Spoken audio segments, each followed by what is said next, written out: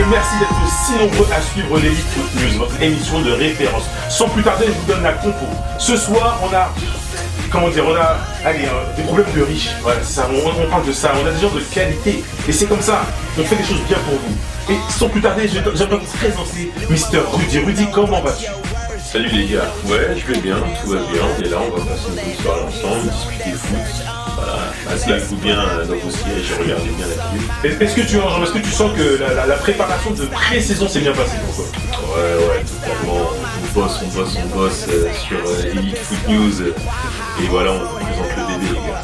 Bon, sans plus tarder, vous savez très bien que ce qu'il faut, c'est toujours un très bon binôme. On l'a très bien compris avec Olivier et Ben Baker à l'époque. Et bon, Mark Lander, c'est Danny Melo. Alors cette fois, nous avons Marc pour l'accompagner. Marc, comment vas-tu? Salut l'éditeur, ça va très bien. Je suis là pour la passe décisive. Et puis, c'est possible qu'ils mettent une balle en pleine lucarne. C'est nickel. Pas comme Cavani. Oh, ça commence. Alors très bien, le débat est lancé. Petit sommaire, alors, très bien, très rapidement, nous allons forcément, on ne peut pas passer à côté de l'actualité Ligue des Champions qui vient de commencer. Donc, ça c'est très bien. Nous allons revenir sur les championnats. Nous allons avoir aussi une rubrique qu'on appellera le face to face et vous allez voir, vous allez découvrir cela. D'accord, nous aurons aussi à la fin quelques actualités et aussi le tweet qui tue. Parce qu'il y a toujours des tweets qui sont merveilleux et on a été chercher un rien que pour vous. Sans plus tarder, nous allons faire le tour des résultats de la Ligue des Champions. Alors, on va commencer gentiment avec un résultat. Allez, on ne peut pas passer à côté de celui-là. On va commencer par PSG Arsenal. Messieurs, j'aimerais avoir votre avis sur le match et sur ce résultat. Ouais, PSG Arsenal, un match ascenseur, plein d'émotions. Hein, tu montes, tu descends, tu sais pas ce qui se passe. Bon, déjà l'entame de match super, avec Cavani qui marque et tout.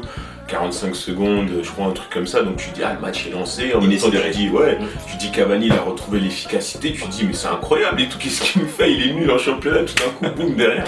Et puis après, voilà, les occasions qui s'enchaînent. Mais la pire de toutes, tu vois, c'est celle quand il dribble le gardien. Et il ouvre son pied gauche, mais il l'ouvre. C'est un paratonnerre qui l'ouvre. Celle-là m'a tué. Franchement, moi je le défends, tu vois, mais bon, on va dire que je le défends toujours, sauf que là, je me suis dit, franchement, c'est un peu embêtant. Surtout qu'en face, on a un Arsenal qui était vraiment pas bien dans ses crampons. Ça, c'est un truc qui déchaîne les passions. Tout le monde était. Il y a beaucoup de gens qui, après ce match, ont dit je suis fatigué de défendre Cavani. Et moi aussi, je suis fatigué de défendre Cavani parce que franchement, j'en ai sué des chiffres avec ce joueur-là, surtout pour les pros marseillais qui s'amusent bien sur Cavani quand il fait des boutades avec son pied. Là, comme tu as dit, le crochet qu'il a mis au gardien pour frapper, pour la mettre à côté, franchement, j'étais dégoûté. Pareil, la petite passe quand Rabiot dribble la défense et qu'il est seul face au gardien qui met un plat du pied. Ça, c'est un truc d'école, merde. Faut que tu comprennes ça, Cavani. Tu vas pas faire des trucs comme ça. Désolé si je suis impoli, mais franchement, Cavani, s'il te plaît. Moi, je pense qu'à partir de ce moment-là, au moment où il rate ce truc, je pense qu'il est déjà en train de réfléchir en fait à tout ce qu'il a raté. Et là, alors que tu vois, il avait fait le crochet sur l'autre action pour la rater du gauche, et là, il fait pas le crochet. Alors qu'il pouvait faire le crochet et extérieur pied droit pour la mettre. Mais c'est pareil, celle où il manque le contrôle de la poitrine. Alors que tu as une même action où Suarez contre Barcelone, on va en discuter. Extérieur dans le sens inverse du jeu. Si je suis la logique de Rudy, il a pensé à ses ratés. Donc si Cavani commence à penser à ses ratés, il va pas dormir beaucoup. Justement, c'est ça le problème, c'est qu'on a un attaquant en perte de confiance, tu vois. Et le gars, depuis qu'il est arrivé à Paris, tu vois, c'est comme l'histoire de David Villa. Le mec, il arrive au Barça, il se dit, bon, voilà, je vais jouer en pointe. Messi, c'est un mec qui joue sur le côté. Rien du tout. Messi, il a joué en pointe. Il a sapé. Après, il a quand même marqué, David Silva. Et au final, Cavani aussi, il marche, je crois, 19 buts, le maximum qu'il a fait en championnat. Il a fait des stats. Après, il y en a qui croient pas. Attention, il y en a qui croient pas. Voilà, après, c'est les ratios occasion manquée par rapport au but que tu mets, tu vois. Donc, moi, je pense qu'il a le moral dans les chaussettes et au fur et à mesure, ça va revenir, tu vois. Donc, je le défends. Envers et contre tout, Edouard, mon ami de Elite Foot News, écoute, c'est comme ça, on le défend et tout, donc moi je pense que ça va le faire, je pense qu'il va retrouver, il est en train de retrouver la confiance, puis après on va voir. On verra bien, franchement on verra bien, c'est tout le mal que je lui souhaite, mais moi franchement il m'a trop souvent dégoûté, moi je suis un fan du PSG, j'aimerais qu'il y arrive. Franchement, après ce match-là, j'étais venu. Donc, messieurs, parce qu'on a encore tout plein de matchs dont on doit parler. Donc, l'homme du match, ce serait Cavani dans le bon comme dans le mauvais sens.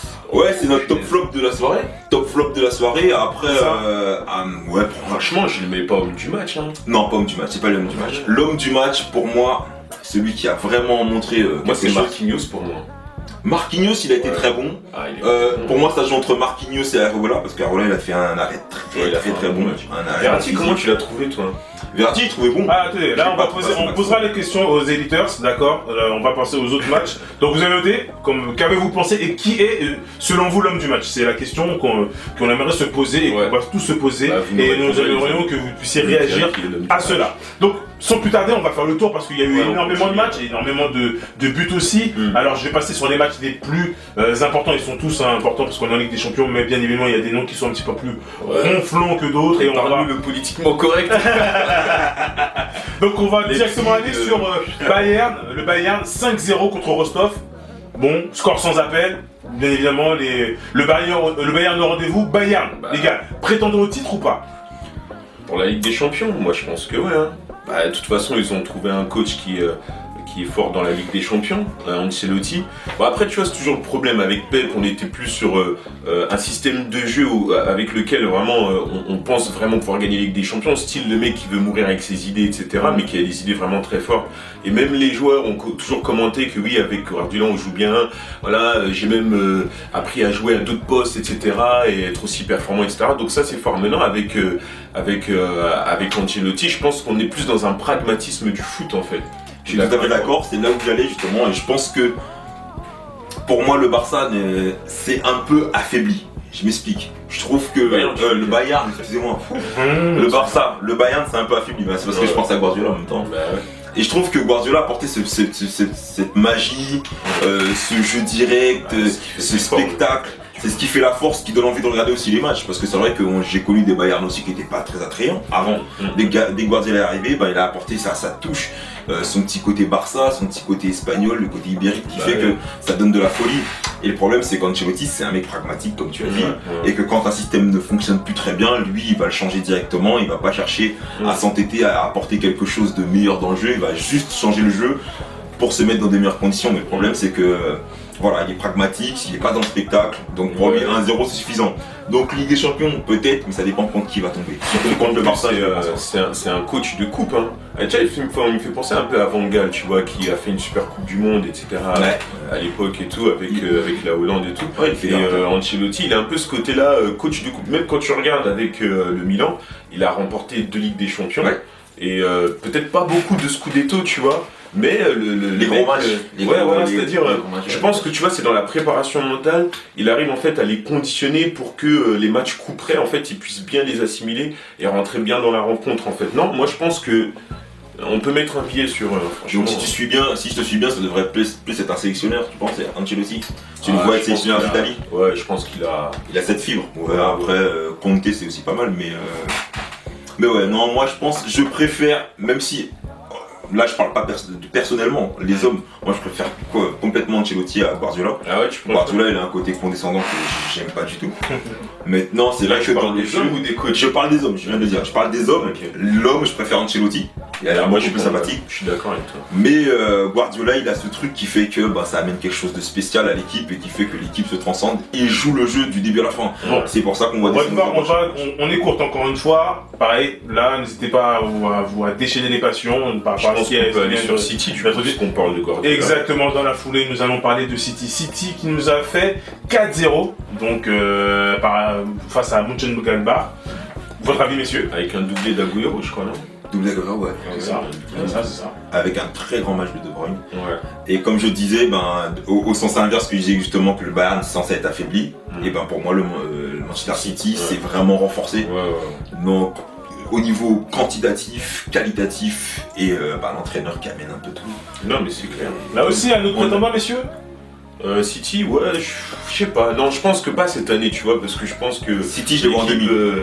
City, je le vois en demi. Ouais, je pense que eux, ils doivent vraiment, tu vois, intégrer clairement en fait le projet du coach. Alors c'est vrai qu'avec Pep, le mec, il arrive tout de suite, tac, ça se transforme et tout.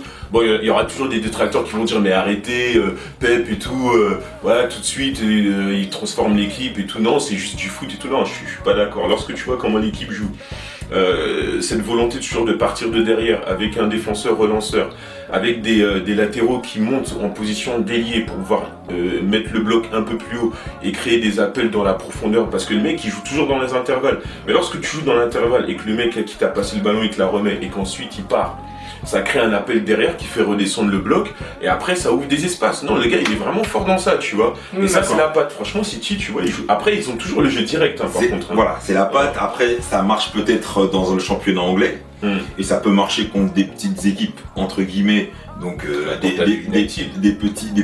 Oui, pour moi United c'est pas une grande équipe. United ce n'est plus une grande équipe.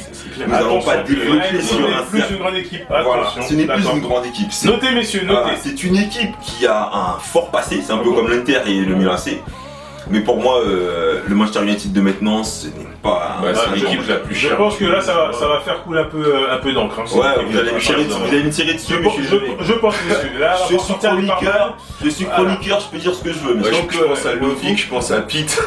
Donc là, pour le coup, non, mais c'est l'équipe pas cher. Mais bon, même quand tu regardes, c'est-à-dire l'opposition, parce que l'opposition United dans la qualité, c'était en fait une opposition Guardiola contre Mourinho. Bah, quand tu regardes, c'est-à-dire en fait tu vois un Guardiola qui a la main mise tactique. Un Barça Real. Exact, ouais. Tu vois un Guardiola qui a la main mise tactique en fait sur son équipe, tu vois, et tu vois un Mourinho qui l'a pas. Et tu le sens tout de suite dans le jeu en fait, tu vois. Je vois. On débattra, on développera, on est obligé de passer parce qu'il y a d'autres résultats dont on va parler. Parlons du Barça. 7-0 le Barça. On va essayer de faire vite, hein, 7-0 score sans appel. Quel est l'enseignement qu'on peut en tirer? Allez, en un mot, messieurs. Allez, l'enseignement qu'on peut en tirer en quelques mots. Allez, messieurs. Moi, ils me dégoûtent par leur talent, en fait. Ils sont tellement bons que ça m'énerve.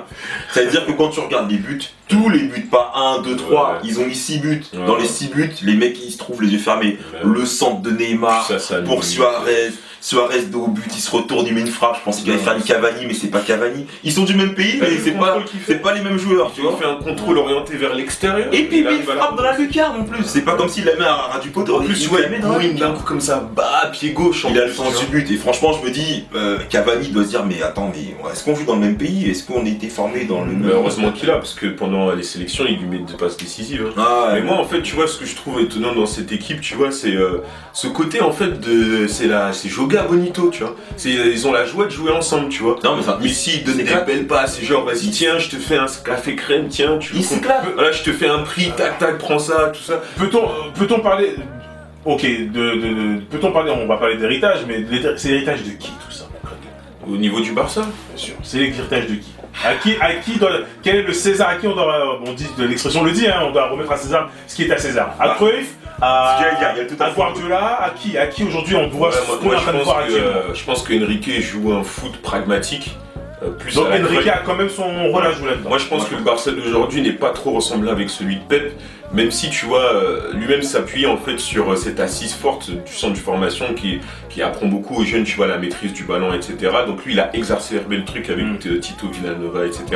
Mais je pense que Luis Enrique, déjà la force d'Enrique c'est d'avoir convaincu Messi de ne pas jouer en pointe.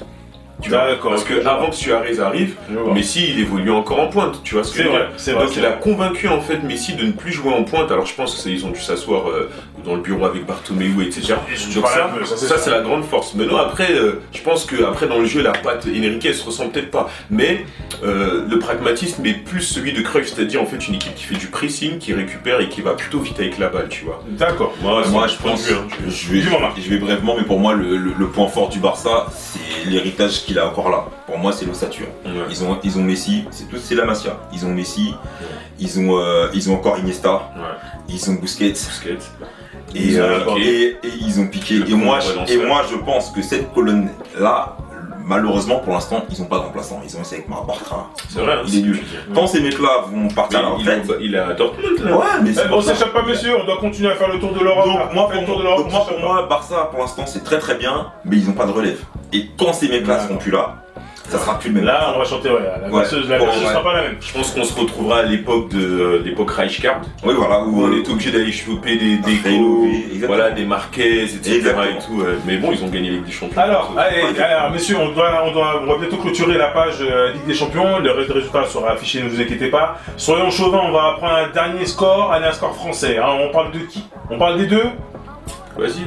Allez. Monaco-Tottenham. 2-1 pour Monaco. Bon, mauvais. Est-ce que Monaco se révèle? Monaco en quart de finale. Allez, en quelques mots, messieurs, en quelques mots. Monaco est en pleine bourre. Donc ils en profitent. Maintenant, moi je pense qu'ils ont eu quand même un temps de préparation plus long que ce qu'a eu Paris et d'autres clubs qui font la Ligue des Champions. Qu'ils en profitent, qu'ils engrangent des points parce que je pense pas que ça va durer. Moi je pense que le mois de janvier ça va commencer à être carbo. Vas-y. Moi je vois pas les choses comme ça parce que quand tu regardes en fait quand Jardim a pris l'équipe. On a dit en quelques mots, là il est en train de nous faire la genèse. C'est pas possible. C'est l'élite. On est obligé de pousser les raisonnements un peu loin. Faut aller à la genèse de tout ça. Et donc, je t'autorise une minute. C'est parti, je t'autorise une minute. C'est parti. Tu vois, quand il prend l'équipe que Ranieri avait formée, quand même, tu vois, il a apporté, etc., sa touche pragmatique. Donc, tu vois, c'est un peu comme dans les Guignols, tu vois, c'est le Portugais qui vit avec son mur de béton et tout. Bon, on l'a vu en Ligue des Champions, ça avait marché contre Arsenal. C'était contre qui ils avaient perdu, c'était contre la Juve. Ils avaient perdu contre la Juve. Mais, c'est-à-dire que tu sentais en fait que cette équipe avait rapidement pris la patte Jardim. Et donc, du coup, ils ont pu aller loin. Mais le problème, c'est qu'après, la politique de Monaco de vendre les bons joueurs, parce que le propriétaire et tout, il veut renflouer les caisses parce que madame lui a pris ses sous, etc. Au passage, je crois qu'il les a récupérés dans le procès, etc. Donc, ça a handicapé l'équipe. Mais là, on est reparti sur une équipe de jeunes. Les Bernardo Silva, ça joue juste. Les Thomas Lemar et tout ça, c'est bon. Et là, en fait, on sent maintenant que Jardim maîtrise son groupe, c'est tout. Ouais, mais c'est pas le cas de Paris. Ouais, mais Rudy, assure-toi qu'il fasse toute la saison, ce mec-là, parce que moi, je le vois bien encore. Là, tu parles de Ligue des Champions. Ouais, même je le vois bien les vendre au mois de janvier. Nous allons parler du championnat. C'est très bien que vous me fassiez cette transition. Nous allons aborder les championnats dans quelques instants, sans plus tarder. Donc, dernier résultat que nous allons citer, comme on disait, c'est Lyon. Lyon Dynamo, 3-0 pour Lyon. Quelques mots, messieurs. Quelques mots, j'ai dit, parce qu'on est en train de crever le temps. Quelques mots, messieurs. Moi, je suis plus en train de regarder la faiblesse du Dynamo que la suprématie de Lyon. Lyon, c'est poussif. Ils ont un très bon milieu de terrain, mais défensif et offensif, c'est que dalle. Autant t'as Monaco que tu sais qu'ils gèrent bien leur équipe, etc. Que Jardim a bien la main. Ils ont un bloc équipe. Ils ont un bloc. C'est d'abord costaud derrière et puis après devant ça va vite, etc. Avec Bernardo Silva qui fait bien la transition. Maintenant, en fait, Lyon, ils ont du talent, mais le problème, c'est qu'ils ont un manque d'expérience. Et moi, je pense que ce résultat-là, il cache un peu ce manque d'expérience qui va monter au fur et à mesure. Ouais, c'est bien, tu vois, on est chauvin, on est français, on est content et tout, mais bon, voilà, quoi, c'est Dynamo, quoi. Un Lyon-Arsenal, je peux vous dire que là, ils prennent un tarif Lyon. Par contre, tu vois, il y a des bons petits joueurs à Lyon. Je pense que d'ici la fin de l'année, il y a des clubs qui vont se proposer, hein, parce que Lyon, ils ont toujours ce côté-là. Par contre, la formation lyonnaise est tout à fait respectable. Bravo là-dessus, bravo pour vous. Mais alors, ok, la Lacazette blessée, l'équipe gagne, il marque. Hein. Messieurs, on referme la page Ligue des Champions qui a été bien chargée. Bien évidemment, on a essayé de survoler au maximum, donner un maximum d'informations, mais c'est vous qui allez faire le reste. C'est ensemble que nous allons faire le reste et réellement développer un petit peu plus cette page Ligue des Champions. Sans plus tarder, nous allons parler des différents championnats européens.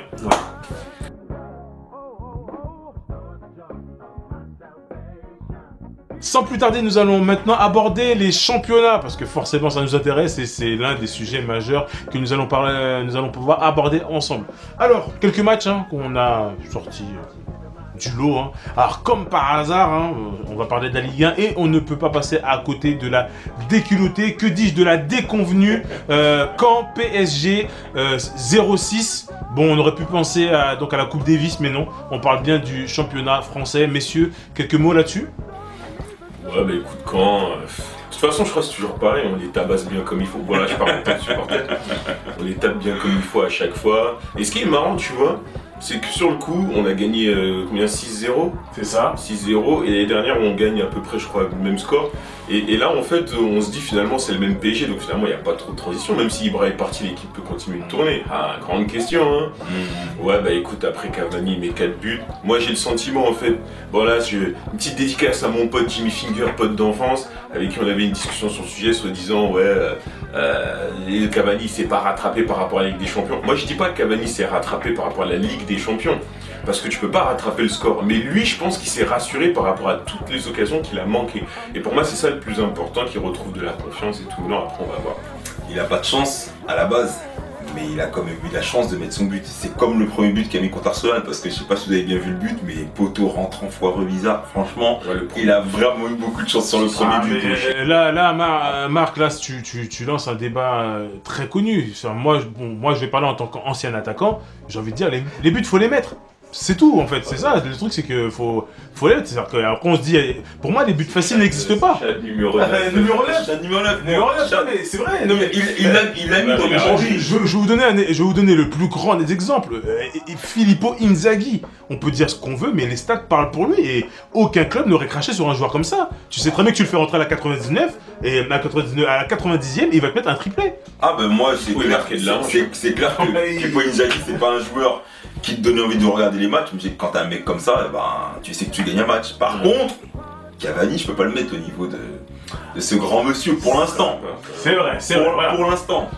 Parce que les buts de City Step qu'il nous a déjà mis au Parc des Princes, franchement, les buts qu'il a mis, je dis franchement, mon petit frère, il les met. Mais bon, il a marqué, il a mis ses 4 buts, je suis content. Moi, je suis fan du PSG, donc je peux pas dire le contraire. Messieurs, est-ce que cela va lancer la carrière, j'allais dire, excusez-moi, on ne sait pas si ça va être ou pas, la saison bien évidemment d'Edinson Cavani. Moi personnellement je pense pas. Moi je pense que c'est un coup d'épée dans l'eau, c'est un coup d'épée. Voilà, je pense qu'il va peut-être avoir un réveil, mais c'est pas ça qui l'a réveillé. Moi je pense que c'est peut-être il va peut-être avoir une cohésion, peut-être aussi des joueurs qui sont peut-être plus aptes à marquer et lui mettre dans d'autres conditions, parce qu'on a remarqué que tous les buts qu'il a marqués c'était toujours sur une touche de balle. Il ne contrôle pas, il frappe. Dès qu'il contrôle pour frapper, ça part en tribune. Bah oui, c'est ça en fait. Donc il joue en première intention. Donc il faut lui donner des ballons où il n'a pas besoin de contrôler, frapper. Moi je suis plutôt d'accord avec ça. Donc des personnes qui débordent comme Lucas ou comme Kurzawa, parce que malheureusement un joueur comme Di Maria, c'est un joueur qui est toujours fixé au centre du jeu et qui peut pas, déborder. Tu vois, par exemple, moi ça c'est un autre problème, tu vois. La réalité c'est que Cavani c'est un attaquant de pointe. Et donc du coup, il va être à la pointe, mais sur les côtés, tu vois, il va pas avoir beaucoup de soutien. Lucas, c'est un attaquant qui dézone son côté. Maintenant, aujourd'hui, il est un peu plus bien tactiquement et tout, mais il a tendance à pas être sur son côté, à plutôt repiquer dans l'axe, tu vois. Et Di Maria, il part de la gauche pour rentrer dans l'axe, ou de la droite pour rentrer dans l'axe, etc. Donc finalement, Cavani, il est esselé. Je dis pas en fait que c'est à cause de eux qu'il n'est pas bon, mais les conditions dans lesquelles lui il reçoit les ballons ne sont pas celles dont il a besoin pour pouvoir marquer dans les bonnes conditions, à savoir frapper en première intention, mettre un coup de tête en première intention. Et par exemple contre Arsenal, c'est ce qui a manqué. Il a peut-être reçu, moi je pense qu'il a reçu 3 bonnes occasions. Le premier, sur le but c'était pas évident, mais il a reçu 2 bonnes occasions qui pouvaient lui permettre de bien marquer. Sinon des fois c'était des balles un peu excentrées, il faut la ramener et tout.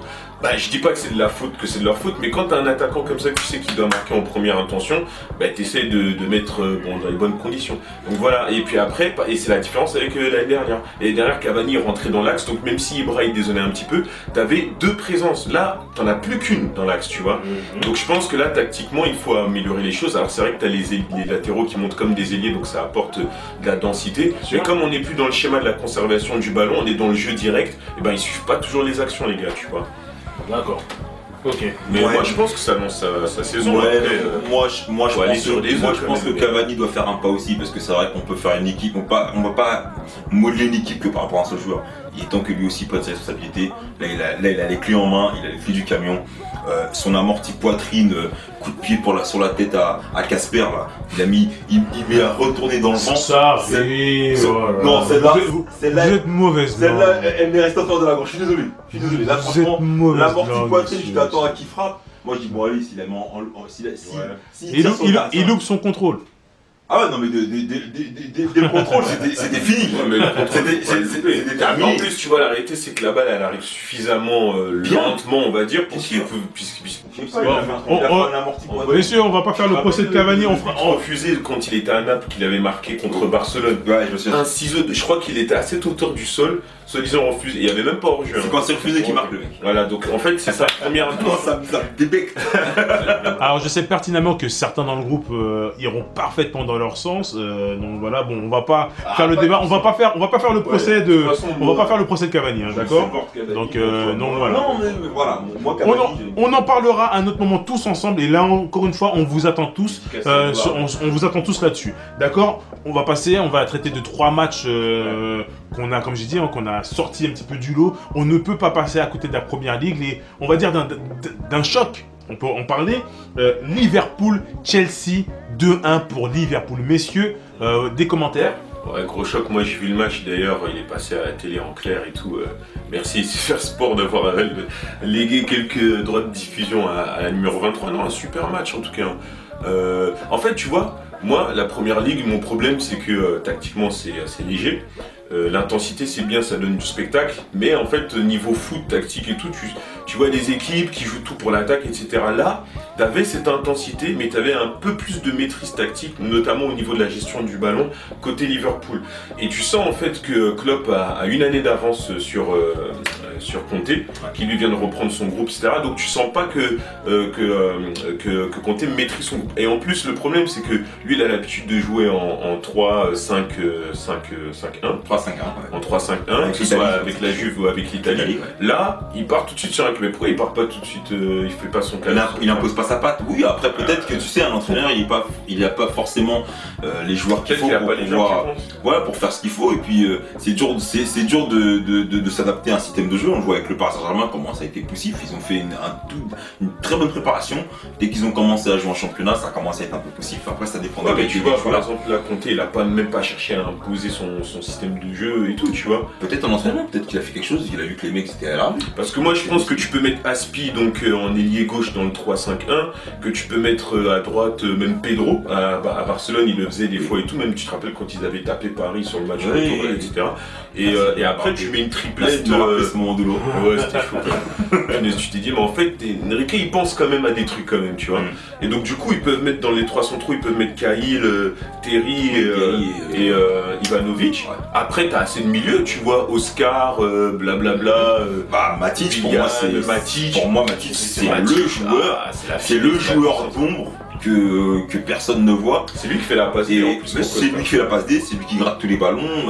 À la récupération, il est excellent. Ouais. D'ailleurs, entre lui et N'Golo Kanté, ça marche très bien. Ouais, je pense que quand cette équipe elle sera lancée, quand ça sera huilé, ça sera un très bon milieu. Quand on doit passer au dernier match, donc ça veut dire quoi là, juste petit. Ils ont trébuché, je sais pas. Voilà, ils ont trébuché. Voilà, pour moi Chelsea. D'accord. Chelsea a de quoi gagner. Et moi je mets une pièce, façon de parler. Pour moi je vois un duel Liverpool-Manchester City pour la première ligue. Non, pas bon. Parce que Klopp, chacun son avis. Oui, chacun son avis. Moi je vois Klopp bien en place et tout avec son effectif, il le gère bien. Les mecs c'est pas tous des cracks. Mais ils donnent 100% et en plus Firmino n'était pas là, ils ont fait un grand match. Notre Brésilien là, Coutinho, il a pas fait un match extraordinaire, mais derrière les autres joueurs sont capables de. Marque une piécette sur qui toi? Moi la piécette je la mets. Alors entre eux, déjà moi je pense que Liverpool va être au haut de tableau, mais je vois pas dans les 2 premiers, peut-être 3e ou 4e si tout va bien. Ça va jouer avec Arsenal. Maintenant, Chelsea. Arsenal pour le 4e, Il a parlé du 4e. Ah, d'accord. Il a parlé du 4e, il a parlé du 4e. Ah oui, non, mais non, ouais, voilà. En premier, non, j'ai dit ça va jouer entre Arsenal et la 4e place. C'est la coupe à 4e place. Ça va jouer entre eux. Chelsea, je leur fais confiance, je pense qu'ils seront peut-être 2e. Et Manchester City, ils ont toutes les armes nécessaires pour. Mais United, c'est pas la peine, moi je vous dis tout de suite, ça va être du 5, 6e si tout va bien. Et Pogba. Il va ressortir. Ça déchaîne les passions, on en parle, mais bon, Pogba. Nous en parlerons tous ensemble. Nous savons très bien que machin. Il ne l'épargne pas. Oh là là. Il n'est pas épargné. Scholes. Alors nous reviendrons tous ensemble sur le cas Pogba. Nous savons que ça déchaîne effectivement les passions au niveau des éditeurs. On sait très bien que forcément ça ne met d'accord personne. On va y revenir à la fin de l'émission d'ailleurs. On va y revenir, promis. Mais bon. Ça y est, ça envoie des pics, donc voilà, c'est pic et colérama. Mais en tout cas, toujours est-il que, comme j'ai dit, on va revenir dessus tranquillement. Dernier match, championnat, on est obligé d'aller en Italie, voilà, un championnat que l'on aime, surtout qu'il y avait une belle affiche Inter-Juventus. Donc 2-1 pour l'Inter. Messieurs, que s'est-il passé? Que se passe-t-il au niveau de la Juve, messieurs? J'aimerais comprendre exactement. Alors au niveau de la Juve, alors est-ce qu'ils sont orphelins d'un Pogba? Je ne pense pas. Parce que, bon, quelque part, on va pas faire le débat Pogba, mais bon, Pogba apporte quand même quelque chose d'offensif qui est exclusif et que toutes les équipes aimeraient avoir quand il est bien dans sa forme. Mais oui, la Juventus est dans une débâcle. Alors après, je pense qu'ils allaient vraiment former un groupe autour de ce joueur-là qui est Pogba.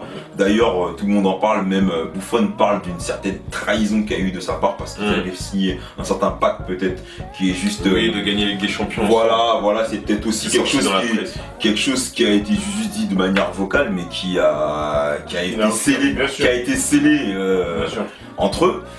Donc c'est vrai qu'ils ont l'air d'être orphelins. Après, la Juventus, je leur fais confiance parce que pour moi, ils n'ont pas tant perdu que ça. On va dire qu'il y a peut-être un problème d'organisation. Mais dans les qualités, les joueurs, un joueur comme Alessandro, je suis désolé, c'est un très grand latéral. T'as des joueurs de qualité. T'as encore un Marquisio qui est bon, t'as Chiellini, t'as la défense de l'Italie. T'as pas Dybala et t'as la défense de je sais pas s'il a joué d'ailleurs. Dybala il a pas joué. D'accord, Higuain. Higuain, si je me souviens bien. Il est rentré en cours de jeu. Il est rentré en cours de jeu. J'ai pas vu le match, c'est pour ça que je comprends. Il est rentré en cours de jeu. Mais c'est vrai que ils ont brillé par leur absence.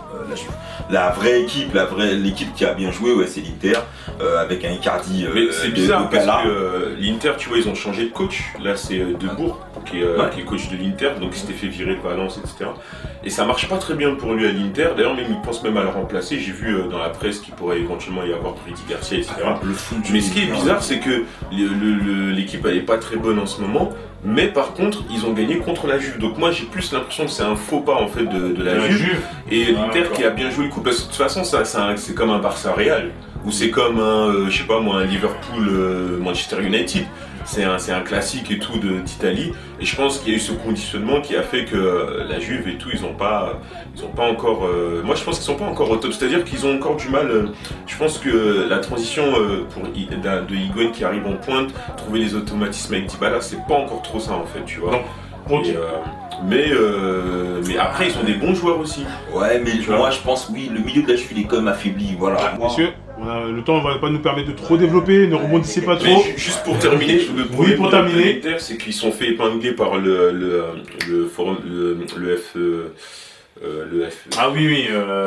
machin là, le fair play financier. Exactement. Eux aussi ils sont droits. Ben voilà. Oui, parce qu'ils ont. Je suis pas rentré sur ce sujet-là. C'est une grande mode.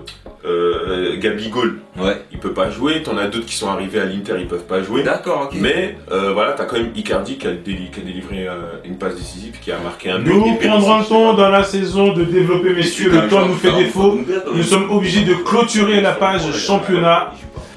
Nous allons clôturer la page championnat, nous reviendrons sur, comme je dis, dans les différents commentaires, nous reviendrons sur d'autres championnats, d'autres équipes qu'on n'a pas eu le temps de citer, ne vous inquiétez pas, on prendra le temps de parler de tout le monde, en tout cas de toute l'élite qui nous intéresse. Donc tout de suite, nous allons arriver sur la rubrique Face to Face. A tout de suite. Yes.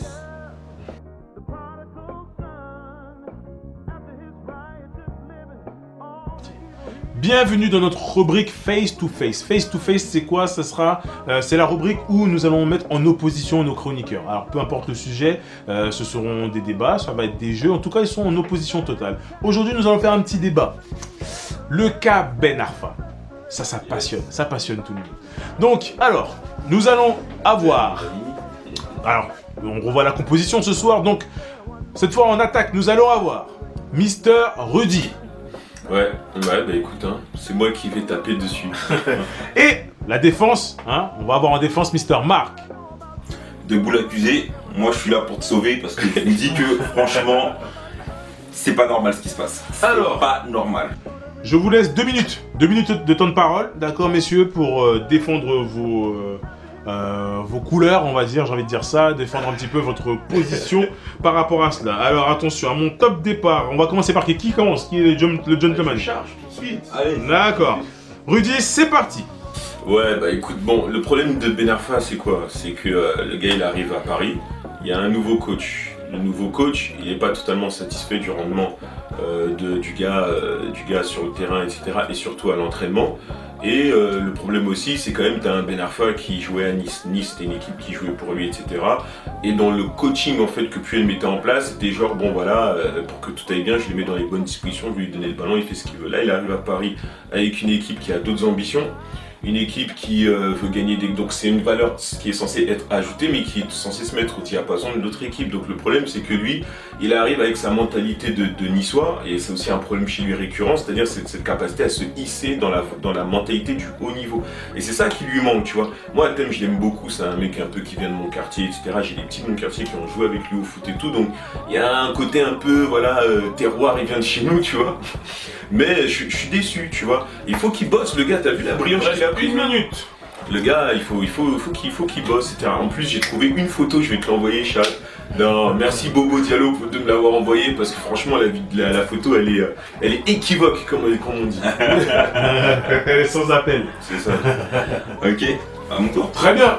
C'est bien, il a utilisé tout son argument. C'est parti. La défense, c'est à vous. Alors la défense c'est à moi. Alors je t'explique un truc. Le problème c'est que quand tu es entraîneur, hein, je parle pas de sectionneur. Sectionneur c'est différent. Un sectionneur, il n'a pas besoin d'avoir, il n'est pas là pour avoir des sentiments ou de la psychologie pour un joueur. Un joueur comme Atem Ben Arfa, on connaît sa psychologie, on connaît le joueur. Tu veux un rendement optimal d'un joueur, tu sais très bien comment il est, tu sais que c'est quelqu'un qui a besoin de se sentir apprécié, qui a besoin de se sentir un peu à part, d'abord t'es pas son père, On ne répond pas, d'abord t'es pas son père, c'est pas du jeu. Liberté de parole. t'es peut-être pas son père, t'es pas son tuteur légal, c'est vrai. Mais à partir du moment que toi t'es un salarié comme tout le monde, tu veux un rendement. Et ton rendement, t'es pas là pour aller mesurer la taille, excusez-moi du terme, la taille de ton avec le joueur en disant que lui il est comme ci, il est comme ça. Il s'entraîne pas assez, d'accord, c'est vrai. Maintenant tu le prends dans un coin et tu lui expliques que tu veux plus de lui, mais en lui montrant qu'il est important. Moi je pense qu'un mec comme Ben Arfa, il se sent pas important. Par contre, Ben Arfa, moi ce que je trouve qui est bien, parce que les gens disent qu'il a changé, moi je suis d'accord du fait que on change pas comme ça. Ben Arfa c'est un petit con. On sait tous que c'est un petit con Ben Arfa, il n'y a pas de problème. C'est un mec qui a sa fierté, il vient de son petit quartier. Moi je pense que c'est un petit con. Les Ben Arfa, les Benzema, les Nasri, pour moi c'est des... C'est plus une plaidoirie là. Voilà. Moi j'en vois. Mais par contre, Restons sur le cas Ben Arfa. voilà, Il défend plus. non, moi je défends. J'exprime ma thèse, tu vois. Ça. Tu as 40 secondes Voilà, pour ça tout développer, c'est parti. Oui, voilà. Donc, il est comme ça, tu sais qu'il est comme ça. Et ben, tu fais en sorte qu'il se sente un minimum important pour qu'il apporte quelque chose. Moi, pour moi, c'est pas un On ne répond pas, Rudy, on ne peut pas répondre. c'est pas un indicateur, mais t'as besoin d'un rendement. Regarde qui tu vas mettre à la place. D'accord, tu mets Augustin, mais il a mais pour moi, qui grandissent, tu vois. non, il a pas à grandir. Il est là pour apporter, il est là pour jouer au foot. C'est un salarié. Il doit jouer au foot, il doit marquer. Tu le fais jouer pour gagner, et c'est tout ce qu'on te demande. Non, mais je pense qu'Emery il l'aime bien aussi, mais c'est sa méthode pour, tu vois, pour qu'il Il le voulait à Séville. Donc vraiment là, c'est vraiment, pour moi, c'est vraiment un combat de coq. Et c'est pas normal. Mais pour moi, c'est un peu paternaliste aussi, tu vois. C'est genre, il veut responsabiliser le gars en disant si t'es pro, il faut que t'aies une attitude de pro, tu vois. Messieurs, là, on s'arrête là. Vous avez entendu les deux arguments. Maintenant, c'est à vous de faire de vous faire votre propre opinion. Qui a raison, qui a tort. Alors, tapez 1 pour... Non, je rigole. Donc voilà, en tout cas, voilà, voilà, tout a été posé. Rudy, Marc, vous, maintenant, ça sera à vous de faire la part des choses et de voir qui, dans le face-to-face, a... Puis-je ajouter une petite chose quand même, c'est vrai, parce que je mets dans on m'a coupé dans mon timing. Il a même coupé. Plein de fois, on m'a sur un autre coupé. sujet là. Plein de fois, on m'a coupé sur mon timing. Alors, juste un dernier petit mot. Voilà, un dernier petit mot. Voilà, vous remarquerez que quand même Ben Arfa, malgré les choses qu'on dit sur lui, il a quand même le recul de ne rien dire aux médias et de ne pas le rappeler. Ça c'est bien. C'était quelqu'un de stupide comme il avait été jadis. Que la méthode. Ah non, mais c'est on repart pas, on ne repart pas, on ne repart pas. Il l'a ramené. On ne repart pas. Merci beaucoup. On ne déborde pas, Rudy, on ne déborde pas, messieurs. On doit enchaîner. Y'all ready? Double SK Joe, let's go. All these lights, your sun still shines brighter.